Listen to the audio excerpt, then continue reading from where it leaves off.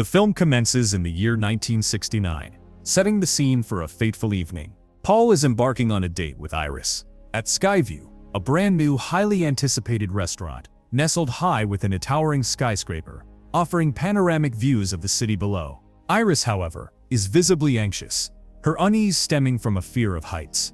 Her attention is quickly diverted by a small, troublesome-looking child who can be seen deliberately taking a penny from a nearby wishing fountain. As they ascend in the glass-bottom elevator, the child continues to escalate Iris's nervousness by intentionally stomping on the transparent floor, aiming to frighten her with the sensation of height. Inside the elegant dining space of Skyview, a seemingly innocuous act occurs. A bartender uncorks a bottle of wine, and the cap is ejected with surprising force. It strikes a chandelier overhead, causing a delicate shard of glass to detach and fall. This falling shard lands precisely on the reinforced glass floor, leaving a discernible crack. Iris's discomfort intensifies, and she seeks refuge in the restroom, where she becomes ill, a consequence of being several months pregnant, a fact she has not yet shared. Also present in the bathroom is the young son of one of the restaurant's singers, who is waiting as instructed by his mother. The singer herself then enters, spots Iris, and warmly congratulates her, having seemingly noticed signs of her condition. Iris confesses her apprehension about revealing the pregnancy to Paul, unsure of how he will react, but the singer offers words of encouragement, urging her to prioritize her own happiness and well-being. Following the dinner, Paul escorts Iris further up to the observation deck, a breathtaking vantage point. Here, against the backdrop of the city lights, he gets down on one knee and asks for her hand in marriage.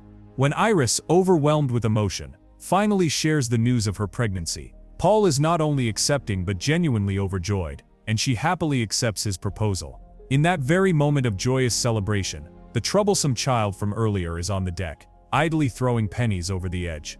One of these small coins takes a particularly ill-fated trajectory, managing to find its way into Skyview's complex ventilation system. Deep within the system, a powerful fan propels the coin forward, sending it impacting a gas line, which ruptures and begins releasing gas into the restaurant's environment below. Unaware of the impending danger, Iris and Paul begin to celebrate their engagement further by dancing on the glass dance floor, joined by several other cheerful restaurant-goers. Without warning, the reinforced glass floor gives way with a terrifying crash, shattering into countless pieces. This catastrophic failure sends numerous guests plummeting hundreds of feet to their deaths, including Paul, who tragically perishes in the fall.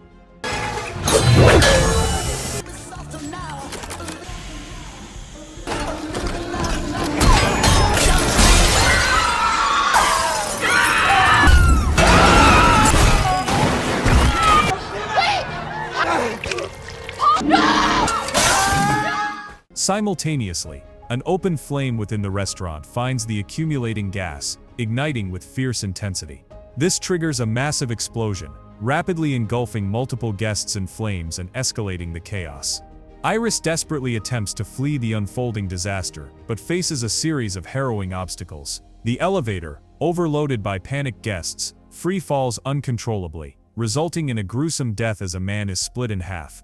The main staircase crumbles beneath the weight of people frantically rushing downwards.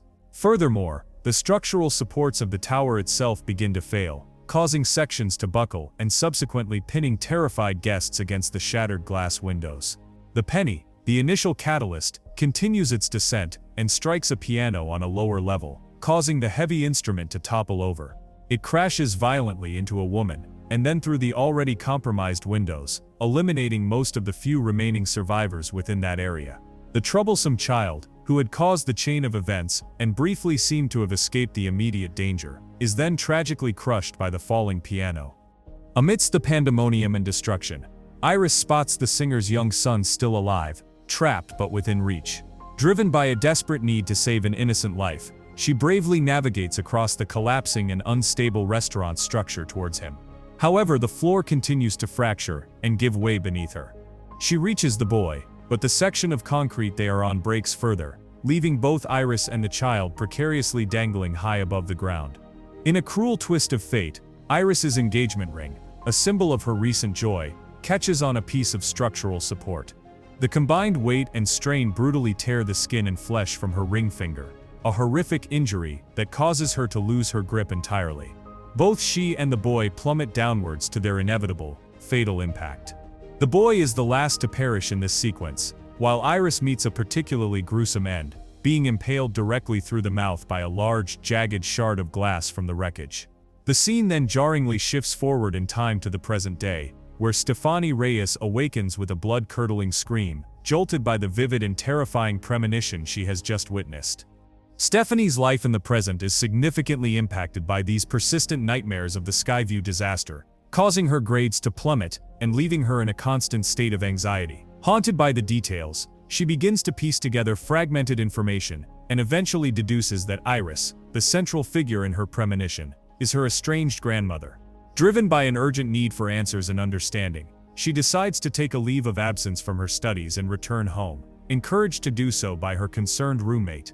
Upon her arrival back home, Stefani is reunited with her father, Marty, and her brother, Charlie. The reunion, however, is marked by palpable tension and distance. When Stefani tentatively asks Marty about Iris, he is noticeably withdrawn and reluctant to discuss her. He harbors deep-seated resentment, blaming Iris for being the primary reason her mother, Darlene, ultimately abandoned their family. Charlie is also emotionally distant from Stefani, harboring bitterness stemming from her prolonged absence and perceived lack of contact after she left for college.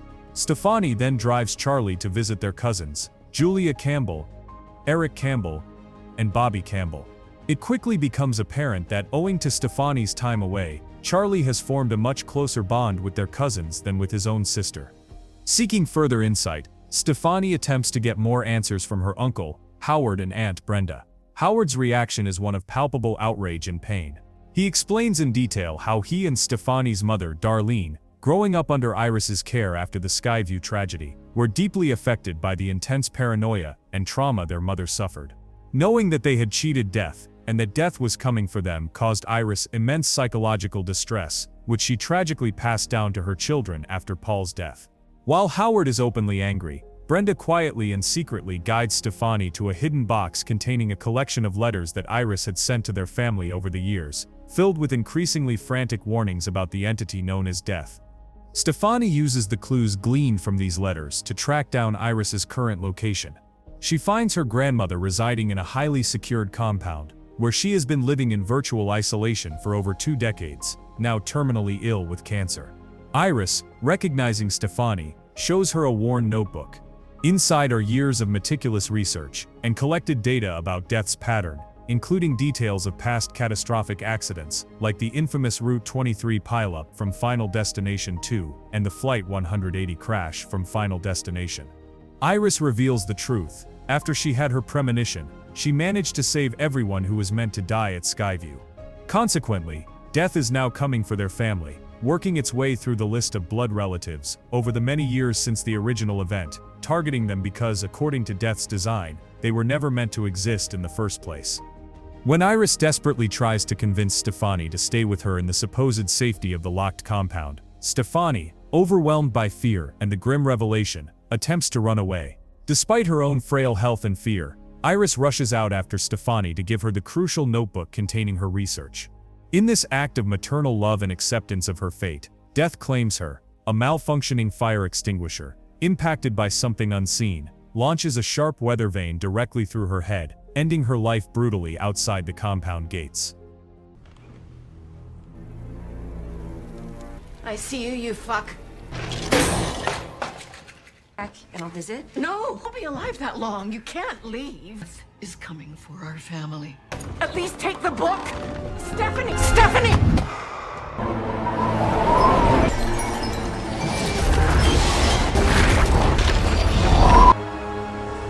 Stephanie! This book is everything you need to know to keep our family. What? Seeing is believing.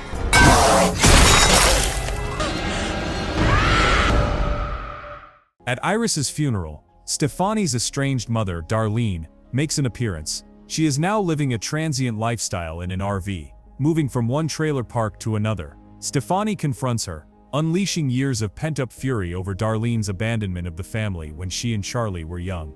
Charlie also confronts Stefani, drawing a parallel between Darlene's actions and Stefani's own perceived abandonment when she left for college and failed to maintain contact. The Campbell cousins return home to host a memorial barbecue in honor of Howard and to spend time together, and Darlene joins them. Howard tries to persuade Darlene to stay at their house permanently, but she declines, committed to her itinerant lifestyle. Howard then gathers everyone for a toast, somberly urging them to cherish the time they have with each other while it lasts, a poignant reminder of the fragility of life. A series of minor, seemingly unrelated mishaps then begin to unfold during the barbecue. A faulty gas tank poses a risk to Eric. A sharp garden rake is left directly underneath a trampoline Bobby is jumping on, and a broken shard of glass finds its way into someone's drink. Darlene notices the misplaced rake and moves it, narrowly averting one potential disaster. However, an unsupervised bottle of Heiss Pale Ale falls from a table, causing a nearby hose to inflate under pressure. Meanwhile, back at her own house, Stefani, alone, is poring over Iris's notebook. As she reads, she begins to distinctly feel death's chilling presence surrounding her. A sudden gust of wind sweeps through the room, sending a family picture frame crashing to the ground, and a single sharp shard of glass from the broken frame falls directly in front of her. Stefani's heart seizes as she connects the omen and the feeling. She realizes they are all in imminent danger and races frantically back to the barbecue. She arrives, but it is tragically too late to intervene in Howard's fate. The sequence of events culminates rapidly. The trampoline tears under Bobby's weight, and the glass shard from the drink falls, landing point upward. Howard inadvertently steps directly onto the upright shard, gruesomely impaling his foot.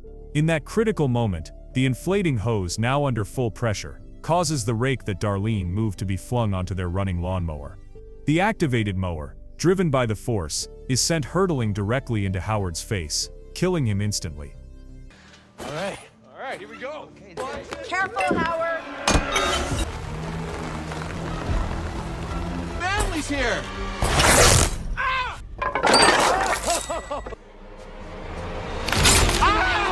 It's okay.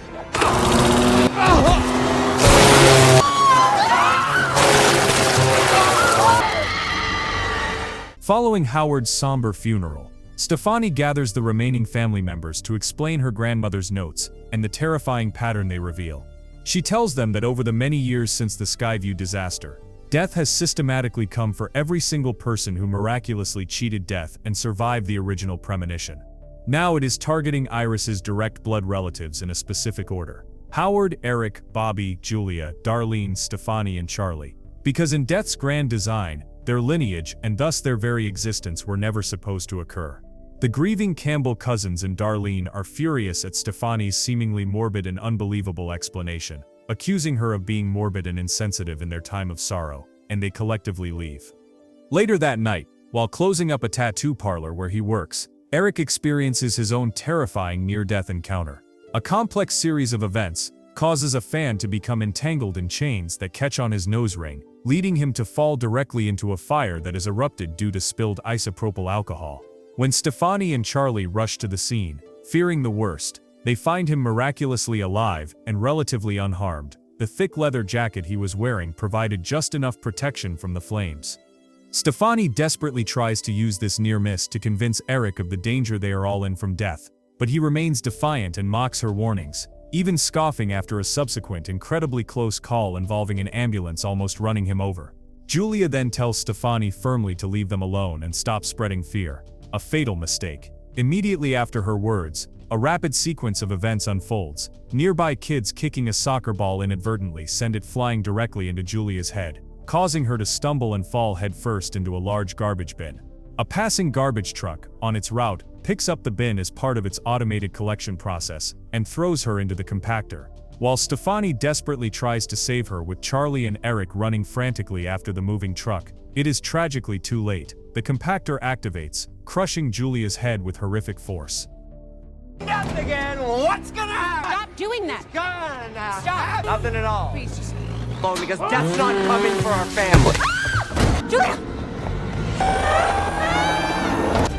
Julia! Down the joint! Julia!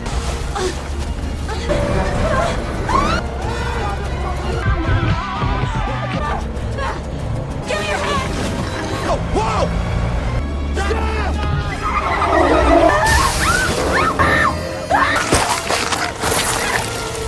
The family is now undeniably forced to believe Stefani's warnings after witnessing Julia's gruesome death. After Stefani expresses confusion about the seemingly unusual order of deaths, Eric being skipped, Brenda provides a crucial piece of information. Eric is not Howard's biological son, explaining why death's list jumped over him in the expected sequence of Howard's immediate family. Armed with this understanding, Stefani, Charlie, Darlene, and Bobby decide their best chance is to seek out a person known only as JB, who works at a hospital, hoping he holds further answers. Eric, despite his earlier skepticism, decides to join them to ensure Bobby's safety. During the car ride to the hospital, Stefani and Darlene, bound by shared trauma and fear, begin to find common ground and slowly start to mend their fractured relationship. Upon arriving at the hospital, they locate JB, who turns out to be William John Bloodworth, the son of the singer Iris had saved during the Skyview premonition. Over the many intervening years, he and Iris had become close friends and collaborators, working together on her research and jointly tracking Death's patterns and movements.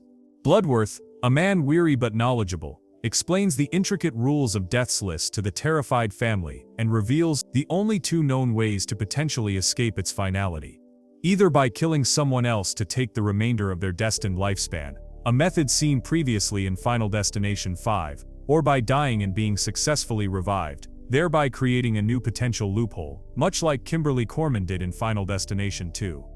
He then reveals that, with Iris now dead, and him also suffering from a terminal illness, cancer, he knows his own time on Death's list is rapidly approaching.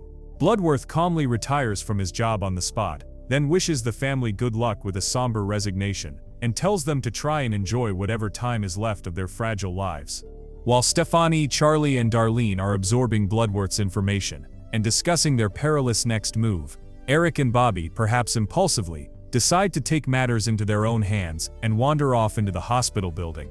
After a brief, chilling discussion where they consider and quickly shut down the horrific idea of killing a baby to fulfill the take-a-life loophole, they settle on a different desperate plan.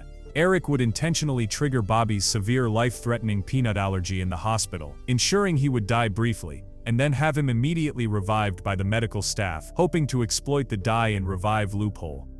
While trying to get peanut butter cups from a vending machine, the internal coil malfunctions, preventing the candies from dropping. Eric, frustrated and desperate, cracks the glass front of the machine, attempting to manually retrieve the cups. Both brothers then enter a seemingly empty MRI room and unknowingly turn the powerful machine on. After Bobby consumes the peanut butter cup, triggering his allergic reaction, the MRI machine's immense magnet suddenly activates. It violently rips all metal piercings from Eric's body. Then, a nearby wheelchair, pulled by the powerful magnetic force, is propelled across the room, forcing Eric directly into the machine's bore, crushing him instantly. Bobby, now in anaphylactic shock but alive, crawls towards Eric's body to retrieve his EpiPen and manages to stab himself with the life-saving medication just in time. However, at that precise moment, a nurse opens the door to the room, creating an air current. This causes the metal coil that had been stuck in the vending machine outside to fly inward, hurtling straight into Bobby's skull, killing him instantly, just as a horrified Stefani, Charlie, and Darlene arrive on the scene to witness the double tragedy. Bring them again.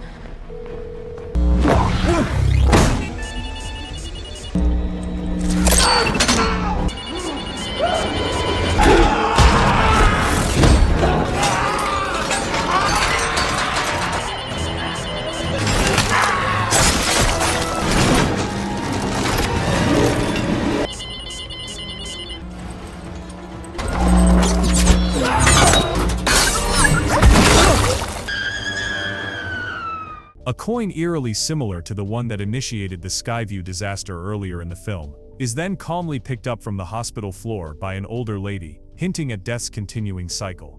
Now the family is reduced to only 3 surviving members. Darlene makes a resolute decision. Their next move is for her to go and lock herself away indefinitely in Iris's secure compound, intending to live out the remainder of her days there in isolation, hoping that her sacrifice will somehow allow Stefani and Charlie to survive Death's pursuit.